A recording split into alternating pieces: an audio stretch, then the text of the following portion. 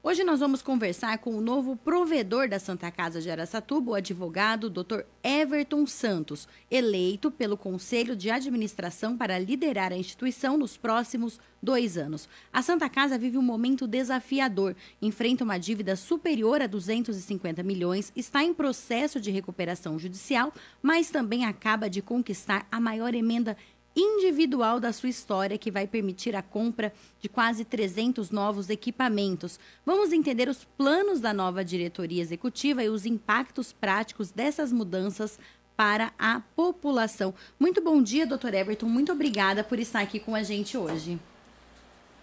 Muito obrigado, Suelen. Agradeço a todos os nossos ouvintes. Espero que aqui possamos conversar a respeito dos principais aspectos da Santa Casa.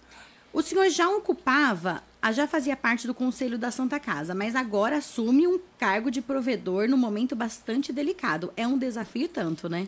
Nossa, enorme. Eu era vice-presidente do Conselho de Administração, já faz algum tempo que eu acompanho a Santa Casa, tenho uma trajetória longa, já fui colaborador do hospital. Eu ia te perguntar isso, você já trabalhou lá, né? Sim, nos idos dos anos 2000 e alguma coisa. Eu entrei no hospital, trabalhei, conheço a máquina administrativa por conta disso. O que você fazia lá? Eu já trabalhei na contabilidade, na auditoria, já trabalhei no faturamento, né? Isso aí já há bastante tempo. Então eu conheço o sistema antes de hoje atuar nos níveis estatutários da entidade. Então isso me permite ter uma compreensão mais ampla do que nós precisamos fazer para fazer mais, né? É importante a gente informar as pessoas que estão ouvindo a gente que o antigo provedor, o Petrônio, ele não quis ser candidato. É candidato que a gente pode dizer? Ou se disponibilizar? É se disponibilizar, porque não é uma eleição propriamente dita, né? A Santa Casa é uma associação civil sem fins lucrativos, né? Uma associação filantrópica, privada. E a designação do conselho, dos membros da diretoria é feita pelo Conselho de Administração, porque assim estabelece a lei. Porque nós somos qualificados como uma organização social de saúde. E a lei que nos qualifica como uma organização social de saúde estabelece que a designação é feita dessa forma. Então, o conselho se reúne, delibera e estabelece. Fulano vai ser provedor, cicrano vice, assim sucessivamente. O senhor afirmou que a transição da diretoria foi tranquila e respeitosa. O que vai ser possível preservar da gestão anterior e o que já começa a mudar com a sua chegada? Veja bem, a designação foi feita na sexta-feira, dia 13, né? E nós reunimos a diretoria para poder traçar um plano de metas. Eu tenho a plena convicção de que o nosso time é bom, e não só em nível estatutário, como eu estou falando da diretoria, mas até os gestores. Eu tenho reunião hoje, uma série delas, para poder definir um planejamento estratégico com o estabelecimento de metas de curto, médio e longo prazo. E aí eu espero que dentro dos próximos dias a gente consiga anunciar algumas medidas para retomar, na verdade, uma direção mais concentrada à produtividade hospitalar, né? A gente quer produzir mais, mas também com eficiência, né? Não que os meus antecessores não façam, eu faço um registro expresso, não vou fugir disso, para dizer que a diretoria anterior, eu já falei isso em outros veículos, fez o que foi possível nas circunstâncias que tinham, né? Eu brinco bastante, e o Dr. Tiago, que é do conselho também, ele fala assim, olha, todo mundo lembra do bom samaritano, mas ninguém lembraria se ele só tivesse boa vontade, ele também tinha dinheiro. No seguinte sentido, a gente tem um coração enorme, os provedor, vice-provedor, são todos cargos voluntários, mas administrar sem os recursos necessários para produzir uma gestão de impacto é difícil, gente. Né? Então, eu reconheço o valoroso trabalho de todos eles que me antecederam, porque a minha gestão, que pelos próximos 2 anos, vai ser desafiadora também por isso, porque é uma demanda crescente da saúde pública. Nós temos aí casos dos mais variados, nós enfrentamos uma crise de bronquiolite recentemente, doença renal crônica, que é uma necessidade premente da nossa região, nós temos o Hospital do Rim aí, que é uma testemunha disso. Então, esses desafios, eles precisam ser enfrentados, de pé, como eu falo. E a gente precisa de recursos, porque a saúde também é assim. Então nós vamos fazer a lição de casa, nós vamos administrar bem os recursos, adequar na medida do possível a despesa às receitas que nós temos, e paralelamente nós precisamos de parcerias com o poder público, porque a Santa Casa hoje atende 94% dos seus atendimentos são SUS. É um hospital privado? É um hospital privado, mas que presta serviço público. Então nós precisamos agir em simbiose com esse poder. E lembrar que o atendimento da saúde pública, que a gente presta, nós prestamos como complementação, porque a saúde é dever do Estado. A gente não pode esquecer isso. Eu ia te perguntar isso, a Santa Casa é referência hospitalar para 40 municípios, né? Isso, Cerca de 40 municípios aqui da municípios. nossa região. Você pretende estreitar essa aproximação com os municípios para conseguir, ainda que seja uma responsabilidade do governo estadual, para que os municípios consigam ter uma participação ainda maior? Sem dúvida. Eu penso que, na verdade, todos os prefeitos da região, os secretários municipais de saúde, eles precisam fazer parte desse processo. Porque, querendo ou não, os pacientes das suas respectivas cidades, eles vão buscar assistência na Santa Casa de Araçatuba quando a média e alta complexidade, principalmente a alta complexidade, surge, porque nós somos a referência. Nós temos a expertise, nós temos os profissionais, nós temos os equipamentos. Então, é a Santa Casa o esteio. Quando tudo está extremamente grave, é aqui que eles buscam recursos. Então, eu pretendo falar com esses prefeitos, eu pretendo falar com as equipes especializadas na saúde, na alta complexidade, e não vai ser fácil. Eu lembro que na gestão anterior, por exemplo, eu já era do conselho, nós convocamos todos os prefeitos da região para uma reunião especial na Santa Casa. Se eu não estiver enganado, acho que foi de 27, 28 de setembro, uma coisa assim. E embora o convite tenha sido feito para todas as autoridades do poder público, tanto judiciário, legislativo, executivo, nós não tivemos uma adesão como esperávamos. Né? Muita gente não foi. Muita gente não foi. E nem enviou representante. Não enviou representante. Então, assim, eu pretendo criar um diálogo institucional forte, não só convocar no momento de crise, a gente conversar em todo o tempo, mas é necessário uma sinergia. Todos precisam fazer parte da solução. Doutor Everton, a Prefeitura aqui de Araçatuba tem investido bastante, desde que a administração do Zanata, né, assumiu a Prefeitura, na porta de entrada da saúde. Então, eles têm falado bastante sobre isso, criaram também novas unidades, que são 2 unidades básicas de saúde, que são 24 horas, e também estão investindo bastante nessa questão da prevenção, inclusive na medicina, no médico da família. Isso. O senhor acredita que isso pode, de fato, pelo menos a médio e longo prazo, reduzir a sobrecarga da Santa Casa? A palavra-chave da sua pergunta, Suelen, foi no médio e longo prazo. É possível? Concordo, é possível. Mas sentir os efeitos disso vai levar algum tempo. Vai levar bastante Principalmente tempo. porque quando se trata de baixa complexidade da atenção básica, eles vão estar falando de doenças crônicas, metabólicas, vão estar falando de diabetes, de hipertensão, disso, daquilo. Tem repercussão direta nos infartados, em amputação e não sei o que? Tem, mas isso leva um tempo de resposta e a situação da Santa Casa ela é um pouco mais urgente. Né? Então eu penso que, obviamente, que nós temos que ter o planejamento estratégico a longo prazo, mas formular medidas que possam debelar as crises pontualmente enquanto a gente não chega nesse plano ideal. Quais são as medidas, por exemplo, que poderiam ajudar a amenizar, né? Porque resolver, de fato, vai ser meio difícil, principalmente a curto prazo. Quais são as medidas emergenciais que o senhor acredita que tanto da Santa Casa, do governo do estado e dos municípios poderiam ser tomadas agora para já dar uma amenizada nessa situação? Em termos de gestão pública, eu tenho a plena convicção de que a administração está empenhada, a administração pública está empenhada em fazer o seu papel. Só que a Santa Casa, ela tem uma peculiaridade, né? Nós estamos passando por um processo de recuperação judicial. Esse processo de recuperação judicial vai exigir uma geração de caixa para enfrentar essa crise. Então, a instituição precisa operar. A gente precisa atender a operar, que eu digo, precisa funcionar. E para ela continuar funcionando, a gente precisa de recursos para viabilizar isso. Então, Everton, objetivamente, o que vocês precisam? A gente precisa estabelecer convênios que permitam continuar dando esses atendimentos e manter o pagamento em dia dos profissionais, dos funcionários. É isso, não tem muito o que fugir, porque a saúde custa. No ano passado, meses anteriores aqui, no auge da crise, nós fizemos uma medida extrema com a prefeitura, conseguimos viabilizar recursos, um compromisso do Estado e do município para criar uma unidade respiratória emergencial na Santa Casa, lá no 3º andar, para poder transformar o que hoje é um lugar chamado SINCO, né, para abrigar essas crianças com uma UTI, né, um cuidado intensivo. O senhor está falando de meses atrás que teve aquela questão das da bronquiolite, superlotadas. Tava com superlotação. Nós fizemos isso. É esse tipo de medida que precisa acontecer. Surgiu a crise, a gente precisa sentar para conversar, fazer um gabinete de crise e dar resolução. É rápido? Não é. Tanto é que a gente está ainda viabilizando a questão de equipar o espaço para receber, para conseguir dar atenção para todas essas crianças. Mas eu acho que esse esforço aí já sinaliza como é que a gente vai pretender trabalhar. O senhor disse aí sobre essa recuperação judicial e a Santa Casa tem a necessidade de levantar pelo menos 21 milhões no primeiro ano. É isso, esse valor, né?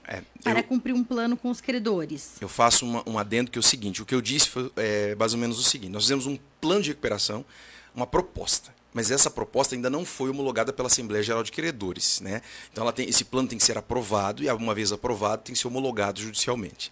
Se esse plano ultra regressivo que nós fizemos, que prevê um deságio, ou seja, um abatimento de 80%, ultra agressivo, nós vamos ter que ter 21 milhões só no primeiro ano.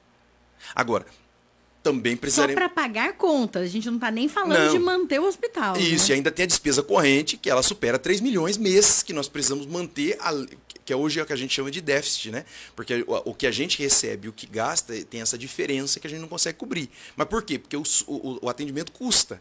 Né? E tem alguma forma de equilibrar isso? Por que o que a Santa Casa... Como assim? Explica pra gente. A alta e a média complexidade, ela tem um teto. Então, existe a tabela SUS paulista, existe a produtividade, que a gente faz um plano operativo, né, um contrato, que fala, olha, você tem que produzir isso, isso e isso.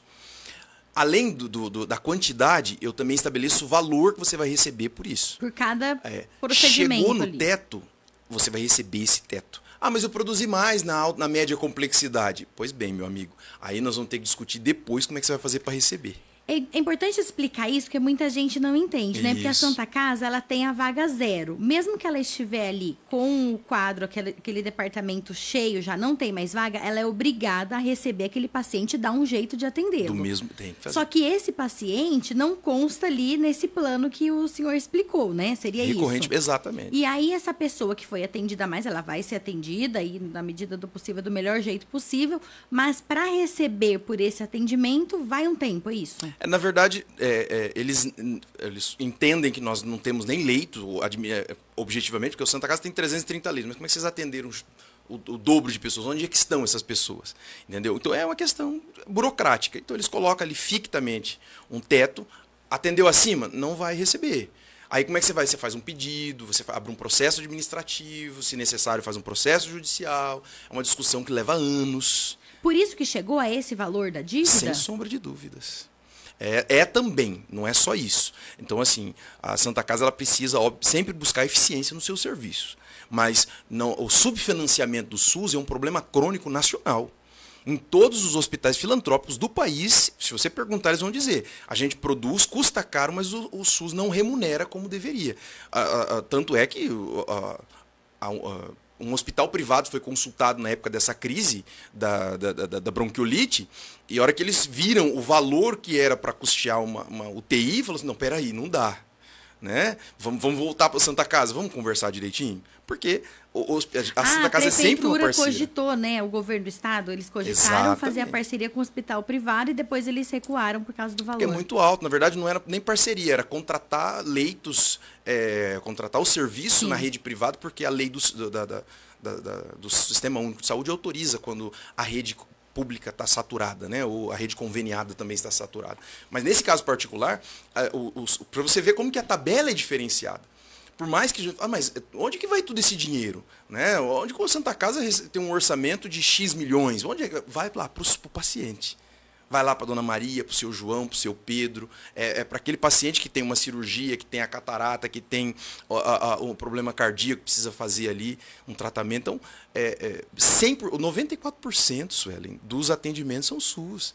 Santa Casa é um hospital privado, mas a relevância dele é inequívoca. A gente praticamente só atende a população vulnerável, pobre, que precisa do suporte para a sua saúde. Esses 6% são do convênio da associação? Convênios e particulares. E que se nós tivéssemos uma remodelação, digamos assim, conseguíssemos atender mais no setor privado, a gente poderia ter um faturamento melhor. Mas o problema é que na nossa região nós somos o único hospital de média e alta complexidade com condições de oferecer o serviço que oferecemos. Né? Então, por mais que está tendo o hospital regional em Birigui, bem, mas até ficar pronto, né? Até ser equipado, como é que fica isso? O doutor Everton está se referindo ao Hospital Regional de Birigui, que vai começar a construção ainda. Suspendeu a licitação, então ainda tem um trâmite burocrático enorme até a gente ver o primeiro tijolo, a pedra fundamental ser colocada. E ainda assim é um hospital, claro, desafogaria bastante aqui, mas é um hospital menor do que a Santa Casa. Tem inclusive menos de 300 leitos, né? Exato, exato. Resolveria, mas ainda não dá para contar com isso agora, como o senhor disse, Não. né? É algo a longo prazo. A longo prazo. E a gente precisa pensar, a situação da Santa Casa já é mais de média e alta complexidade, né? É crítico, né? Sempre tem as urgências. O hospital atende basicamente urgência e emergência. Às vezes há uma discussão justamente sobre isso. Poxa, não dá para poder planejar uma eletiva assim, assado? Eu ia fazer essa pergunta. A Santa Casa acaba não conseguindo realizar as cirurgias e os procedimentos de alta complexidade. A gente tem puxado. Sim, eu tenho acompanhado que conseguiram fazer mais cirurgias esse ano. Mas poderia ser muito maior se não ficasse tão presa a essas questões emergenciais. Exato. Mas chega lá um acidente de um motociclista acidentado, chega um infartado. São vários casos de urgência e emergência que batem no pronto-socorro. Nós precisamos dar essa vazão, né? Não tem outro jeito. Aí o centro cirúrgico fica sempre tomado. Nós temos 12 salas, mas 10 em pleno funcionamento, né, com equipamento, mas mesmo assim... Centro cirúrgico. Do centro cirúrgico, cela cirúrgica, mas há um desafio premente, porque você tem insumo, você tem que ter logística, você tem que ter profissionais, você tem que ter articulação, você tem que ter agendamento. É complicado. Gerir um hospital dessa complexidade é um desafio hercúleo. Doutor Everton, e essa emenda de 15 milhões que vai ser recebida? A Santa Casa já está fazendo aí o levantamento dos equipamentos. Isso vai mudar positivamente bastante coisa, né? Qual que é o maior impacto com a chegada dessa emenda e a troca de equipamentos ou compra de equipamentos? Essa emenda, que é feita pelo deputado Ricardo Salles, ela vem muito boa hora. O Ministério da Saúde liberou a realização dos trâmites administrativos para recebermos o recurso. O dinheiro ainda não foi creditado na conta da Santa Casa, isso não está na posse do hospital, mas depende agora de nós terminarmos a licitação, né, fazermos, na verdade, publicarmos o edital, mas a gente está numa fase administrativa de especificação técnica dos equipamentos. O que vai acontecer? Nós fizermos uma especificação bem boa, bem detalhada, conseguirmos comprar com o menor custo possível equipamentos de qualidade, de alta capacidade de resultado, nós vamos parar de depender tanto de locação, vamos economizar nos aluguéis desses equipamentos, vamos conseguir realizar mais procedimentos, né? Por quê? Porque aí você, de que adianta eu ter X sala cirúrgica, mas eu não tenho arco cirúrgico suficiente para todas, entendeu? Então, é muito bom que a gente tenha isso. Como é que vai ficar as UTIs, respiradores, backup, né? Se um equipamento der problema hoje, como é que a gente fica? Você precisa de ter toda essa retaguarda, digamos assim. E esses equipamentos vão ajudar bastante nesse sentido. Com uma sentido. Economia, inclusive. Nosso parque tecnológico vai ser modernizado, então a gente vai conseguir economizar, como eu mencionei, com essas locações, e também melhorar a nossa performance. Né? Um atendimento melhor. Um atendimento melhor, uma segurança do paciente, melhor qualidade do atendimento prestado. Então, esse é o modelo de assistência que nós buscamos. Doutor Everton, explica pra gente, pra quem tá ouvindo aqui, eu já estou conversando com o doutor Everton Santos, é o novo provedor da Santa Casa de Araçatuba, ele assumiu na sexta-feira, está aqui conversando com a gente.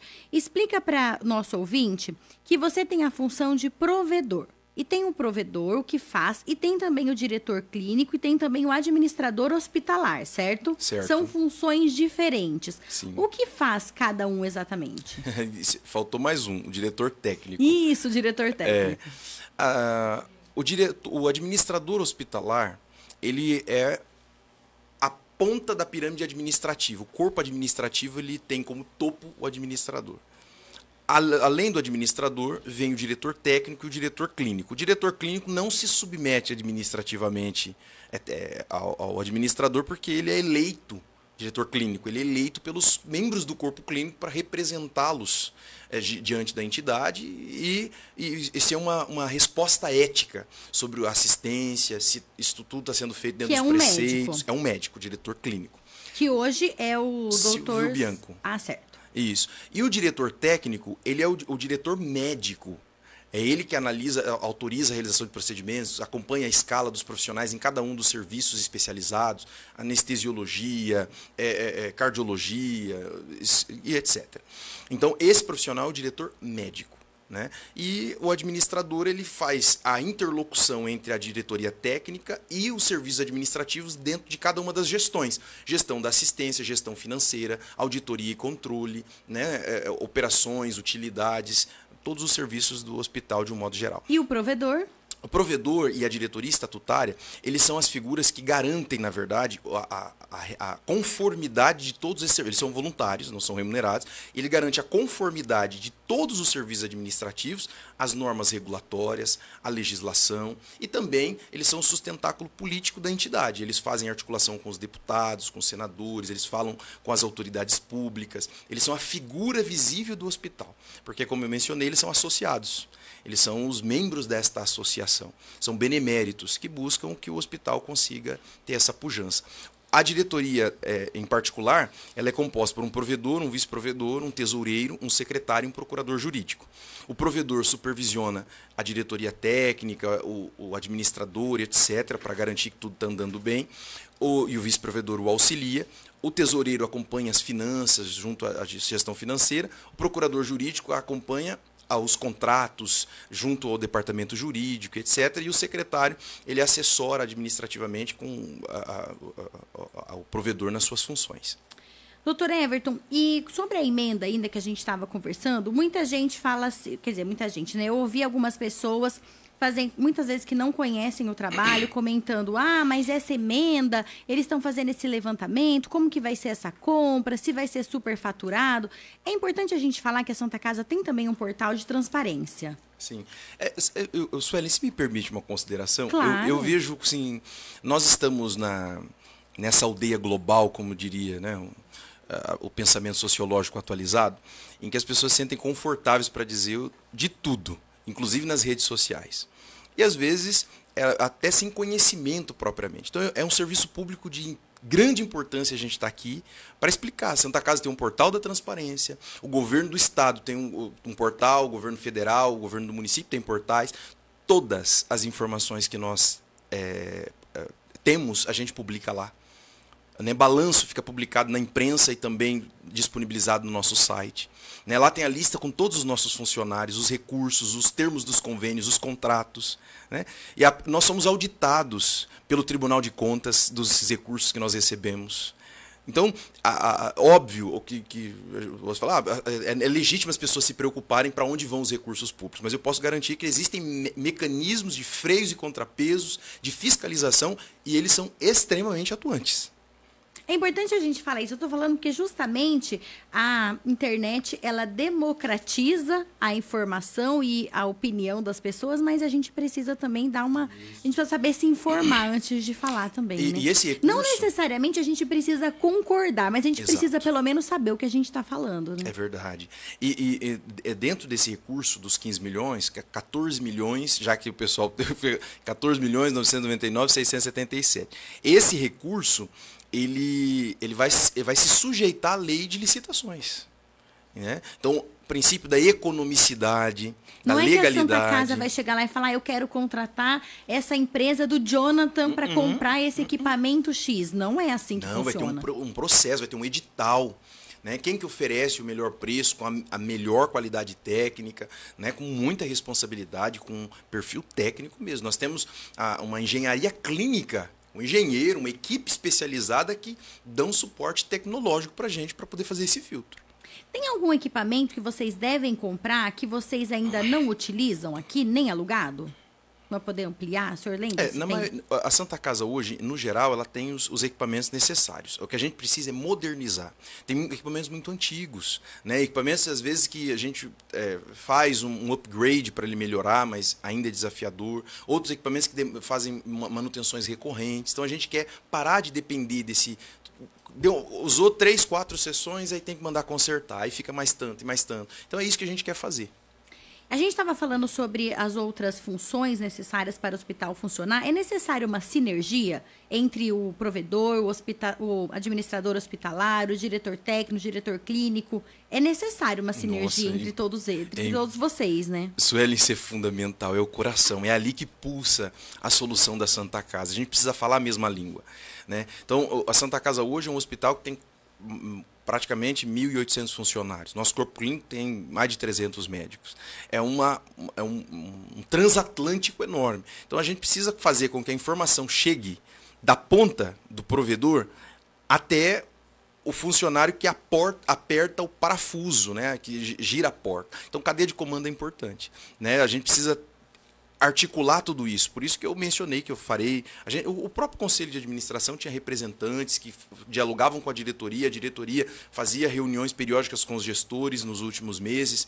Né? Às segundas-feiras a gente se reunia na sala de reuniões do hospital para deliberar, para apresentar sugestões.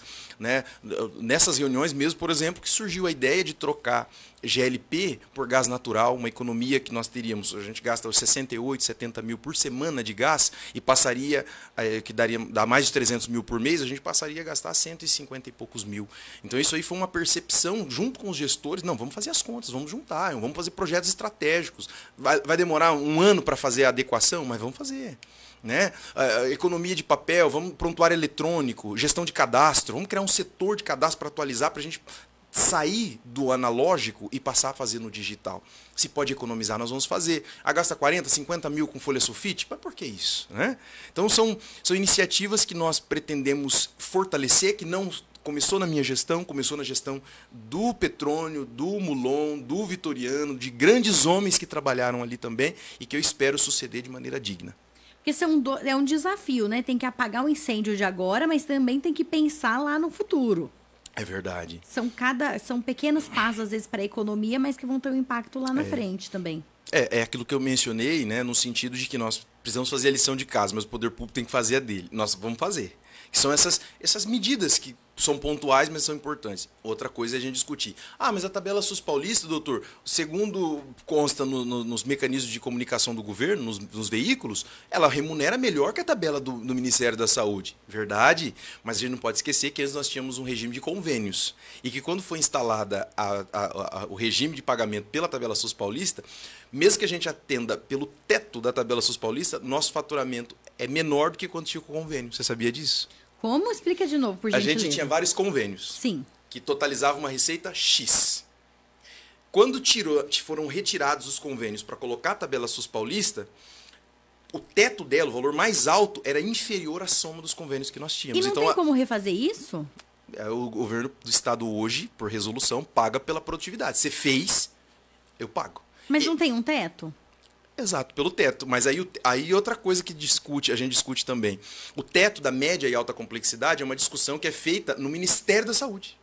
Então nós temos uma demanda lá para aumentar o nosso teto em pelo menos 3,5 milhões, além de um recurso emergencial de 27 milhões que nós solicitamos e que está faltando do orçamento.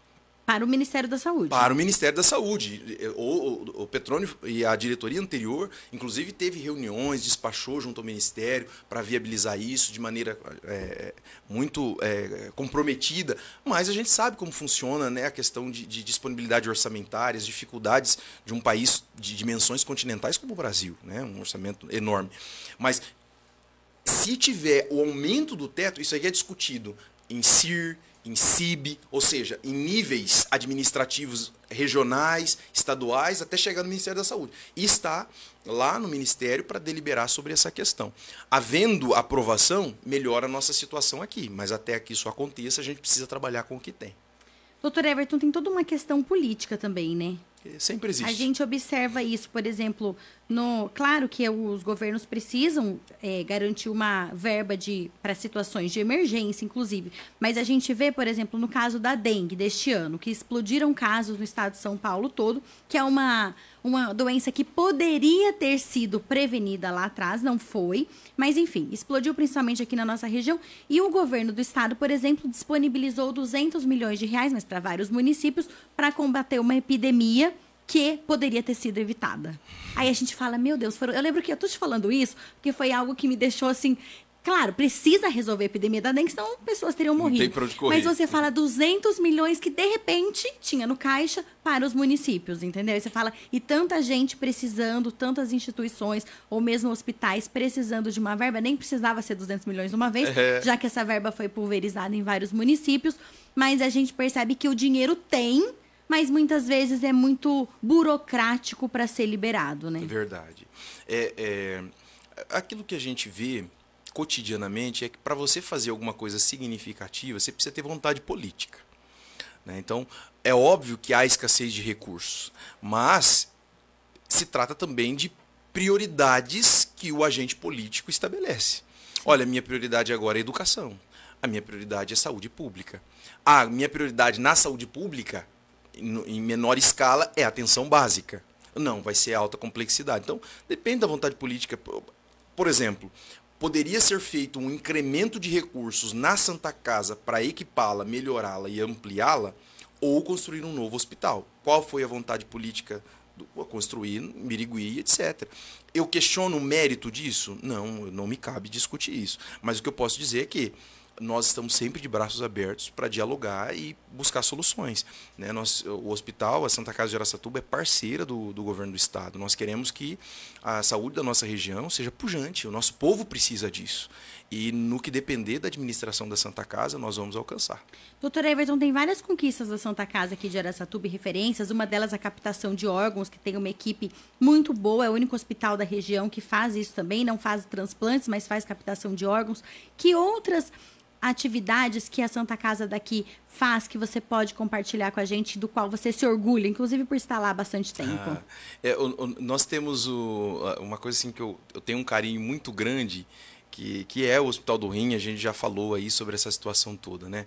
Até, inclusive, eu já falei numa outra entrevista que o nosso sonho é poder fazer transplante na Santa Casa, não ali mesmo. Santa Casa precisa fazer isso, né? Nós temos ali, na área de cardiologia, o nosso hospital é pujante, nós fazemos cirurgias de alta complexidade, né? É um hospital que nos orgulha demais da conta. Então são desafiadores, mas a gente tem notícias muito lindas.